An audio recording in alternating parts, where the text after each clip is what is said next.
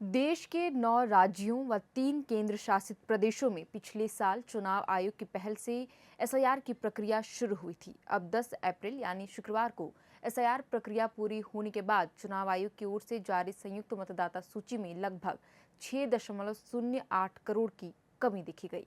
यानी इन 12 राज्यों व केंद्र शासित प्रदेशों में 51 करोड़ मतदाताओं की जगह अब केवल 44.92 करोड़ ही रह गए हैं। बहरहाल यूपी में भी अंतिम मतदाता सूची जारी की गई और जारी किए जाने के बाद एसआईआर का दूसरा चरण यहां पूरा हो गया।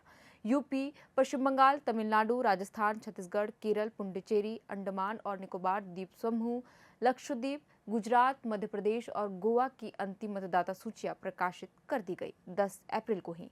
फरवरी महीने तक यह प्रक्रिया अपनाई गई थी, लेकिन सवाल यह है कि यूपी में जहां फाइनल वोटर लिस्ट में 84 लाख मतदाताओं के नाम जोड़े गए, लेकिन पश्चिम बंगाल में विचाराधीन की श्रेणी में रखे लाखों नामों को अब तक जोड़ा नहीं गया। लिहाजा यूपी में फाइनल लिस्ट जारी होते ही आंकड़ों ने सियासी हलचल तेज कर दी है, क्योंकि कई ऐसे इलाके हैं जहां बीजेपी का दबदबा है। उन क्षेत्रों में सबसे अधिक नाम काटे गए हैं और आज के इस वीडियो में हम इसी मुद्दे पर विस्तार से बात करेंगे कि वे कौन से जिले हैं जहां सबसे अधिक नाम काटे गए हैं और इसका असर आगामी विधानसभा के चुनाव में यूपी में किस तरह पड़ेगा। जानेंगे सब कुछ विस्तार से। सबसे पहले हम बात करते हैं नए मतदाताओं के जुड़े नामों पर।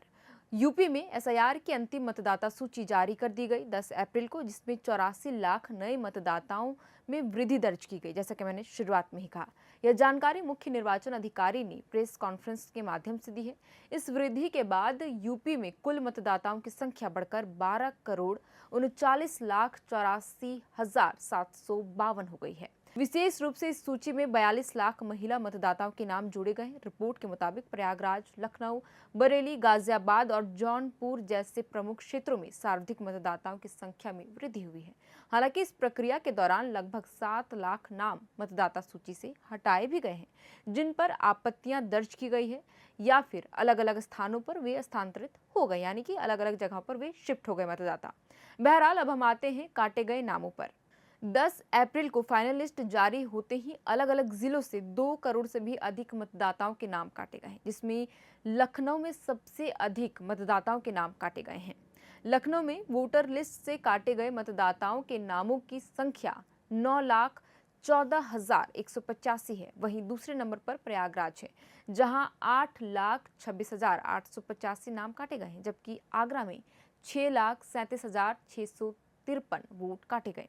वहीं गाजियाबाद जिले में 5,74,478 नाम काटे गए। बलिया जिले में जिलाधिकारी मंगला प्रसाद सिंह ने शुक्रवार को कलेक्ट्रेट सभागार में एसआईआर के संबंध में जानकारी देते हुए बताया कि जनपद की सभी 7 विधानसभा क्षेत्रों की निर्वाचन नामावलियों का अंतिम प्रकाशन आज ही जारी कर दिया गया। बता दें कि 1 जनवरी 2026 को आधार मानते हुए ही अब जनपद में कुल 21,68,819 मतदाता दर्ज किए गए हैं। इससे पहले 28 अक्टूबर 2025 को एसआईआर के दौरान मतदाताओं की संख्या 25,10,596 थी। वहीं यह संख्या घटकर एसआईआर के बाद 20,54,620 रह गई। कानपुर में मतदाता सूची का बड़ा रिवीजन पूरा हो चुका है। एसआईआर प्रक्रिया के बाद प्रशासन ने फाइनल वोटर लिस्ट यहां जारी किया।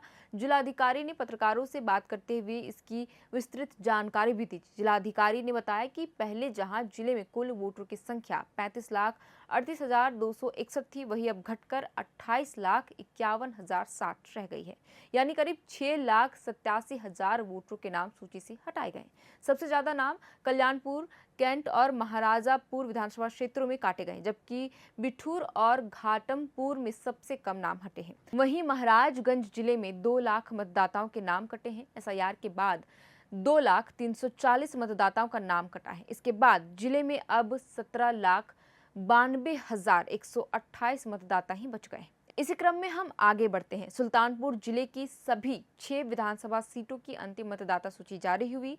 पुनर्निरीक्षण 2026 की प्रक्रिया पूरी हुई। डीएम की अध्यक्षता में राजनीतिक दलों को सौंपी गई सूची। जिले में अब कुल 16,79,178 मतदाता हैं, जिनमें 9,03,173 पुरुष और 7,75,970 महिलाएं शामिल है। कादीपुर में सबसे अधिक 3,45,493 और जगदीशपुर में सबसे कम 45,869 मतदाता सूची से 1 सप्ताह तक सभी मतदान केंद्रों और निर्वाचन कार्यालयों पर निरीक्षण हेतु उपलब्ध कराने को कहा गया है। बीजेपी, सपा, कांग्रेस और बसपा समेत सभी मान्यता प्राप्त दलों के प्रतिनिधि बैठक में रहे और संभल में 2,27,255 मतदाताओं के नाम भी कटे हैं। जिले की नई वोटर लिस्ट के मुताबिक अब कुल 13,43,051 मतदाता बचे हुए हैं। वहीं गाजीपुर जिले में एसआईआर के बाद अंतिम मतदाता सूची का प्रकाशन किया गया। एसआईआर के बाद जिले में यहां कुल 32,14,66 वोट कम हुए हैं। एसआईआर से पहले जिले में थे टोटल मतदाता 29,51,478 वोटर। अंतिम मतदाता सूची में अब यह संख्या घटकर हो गई है 26,03,012।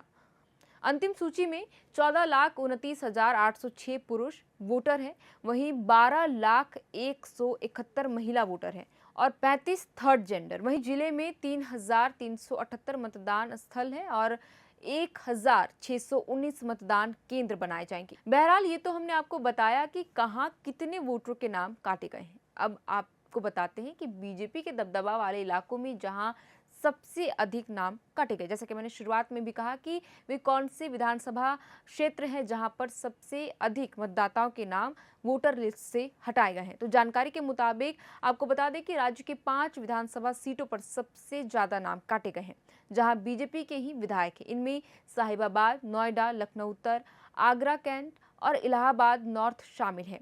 वहीं मुस्लिम बहुल जिलों की स्थिति अपेक्षाकृत बेहतर रही है। संभल में 14.47%, रामपुर में 12.33%, मुरादाबाद में 10.09%, बिजनौर में 9.63%, शाहजहांपुर में 17.90% और सहारनपुर में 10.48% और मुजफ्फरपुर नगर में 10.38% मतदाता कम हुए हैं।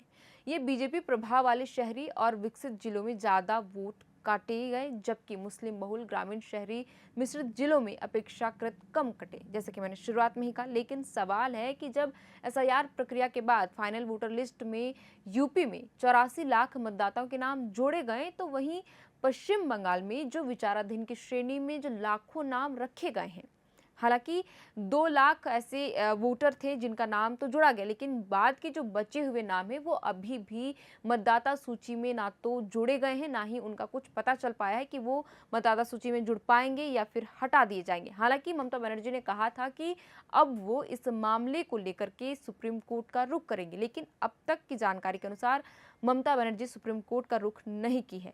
आपको क्या लगता है इस पूरे खबर पे कि क्या अब यूपी में जिस तरीके से फाइनल वोटर लिस्ट जारी की गई और यहाँ पर 84 लाख मतदाताओं को जोड़ा गया, लेकिन पश्चिम बंगाल में ये स्थिति नहीं देखने को मिली, तो क्या चुनाव के बीच में ये मुद्दा वहां पर तूल पकड़ेगा या नहीं? आपको क्या लगता है? हमें कमेंट बॉक्स पर लिखकर जरूर बताइएगा। आप देख रहे थे एयर नाउ, मेरा नाम है शरतन और कैमरे के पीछे मौजूद है हमारे सहयोगी अभिषेक मुकुंद।